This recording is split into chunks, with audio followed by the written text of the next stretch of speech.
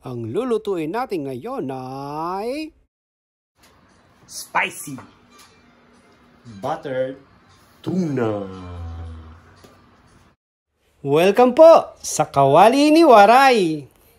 So, mga ingredients na gagamitin natin ay garlic, onion, red bell pepper, pepper, carrots, siling haba, at siling siling labuyo, at maglalagay din po tayo ng konting kalamansi sa ating star. Lalagyan din po natin ng butter, konting flour, at ang star ng ating lulutuin, ang tuna fish. Lalagyan din po natin siya ng liquid seasoning. Ayos. Okay. So, umpisa na ba natin? Umpisa na po natin. Okay. Kalamansi ang ating tuna para matanggal yung lansa niya. Tapos, lagyan po natin siya ng konting black ground pepper. Paminta. Lagyan natin ng paminta. Tapos, mix na po natin. Yun.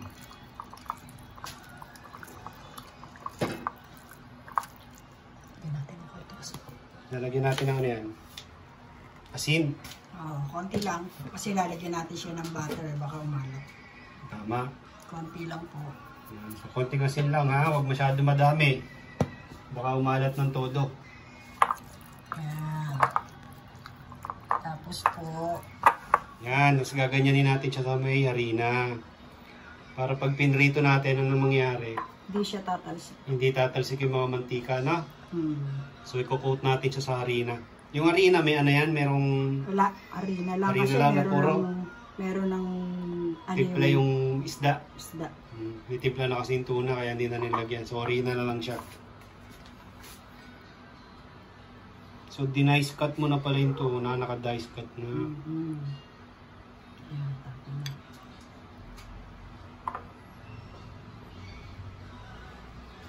Sarap nito.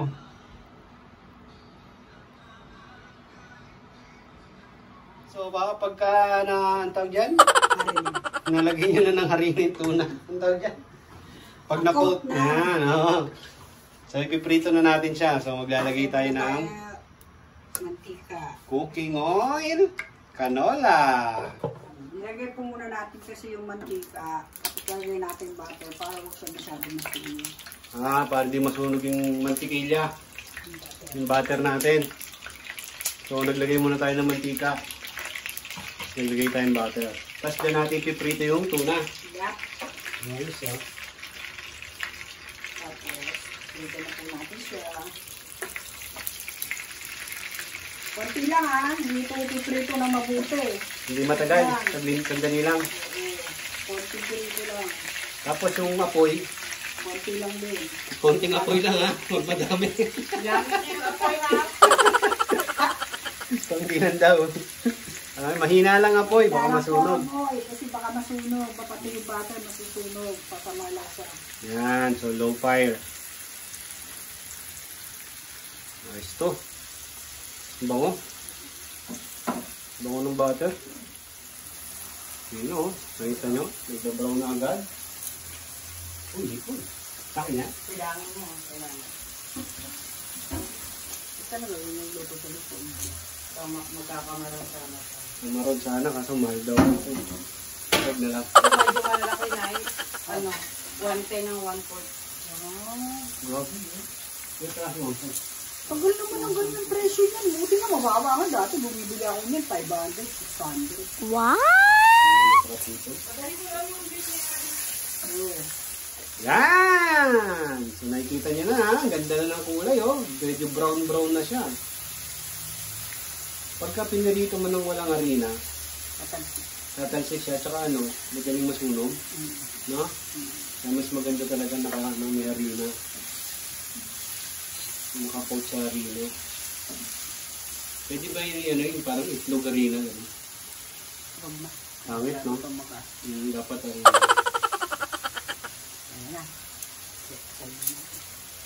Okay na yan. Luto na siya. So okay na yung pagkaprito na yun ha. Talagang sobrang saglit lang. Kumbaga medium lang, medium.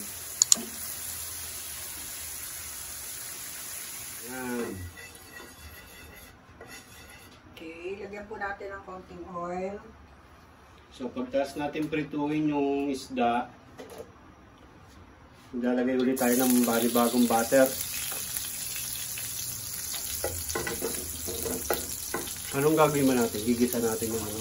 Lalagay lang natin yung mga ingredients. So magigisa tayo ng sibuyas.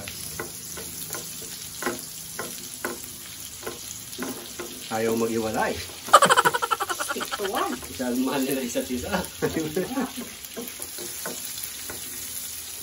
Ayan. Pakasarap nito. Kahit na anong niluto mo sa mantika, masarap. Ay, sa butter pa na. Ayan, tapos bawang. Ngayon ang apoy lang ha. Remember, kasi butter yan. Mabilis masunog ang butter. Sunod na natin yung carrots na korting bulaklak.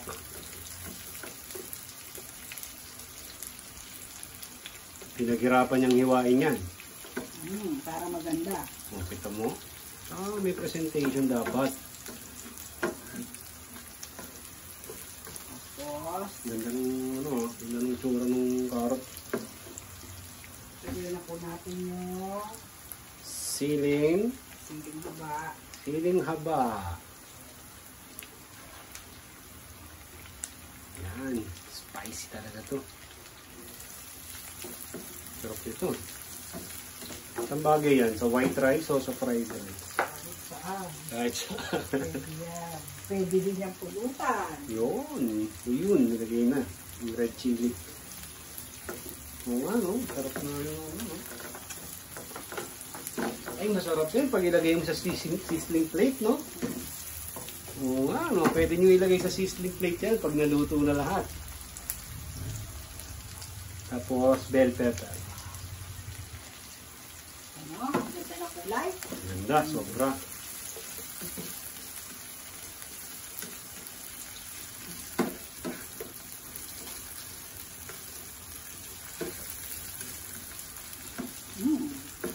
Ang pango.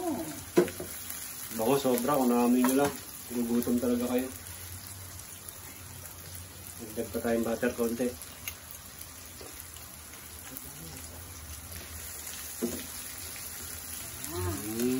Tingnan nyo naman yung tsura niyan. Tingnan yung kulay. Lagyan na natin ang ating Tuna. Yan. Kasi diyan mo na siya lulutuin ng ano. Diyan mo na tatapusin yung pagluto ng tuna. Kaya saglit mo lang siya ipiprito. Parang yung pinirito mo lang yung labas. Diba? Sarap yan. Liquid seasoning. yan ang magpapaangat sa lasa niya. Okay. So yan ang magbibigay ng ano, no? Yung flavor, no? Liquid seasoning. At ang amoy, swabe.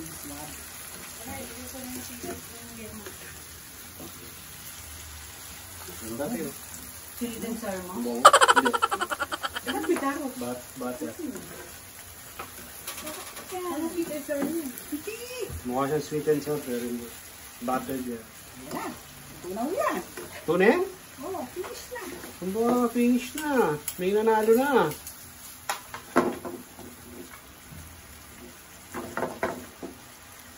Okay, so kung nagustuhan niyo yung pagluto ni Waray ng spicy buttered tuna, Ingredients po po yan. ano to, original niya to. Siya daw nag-invento nito.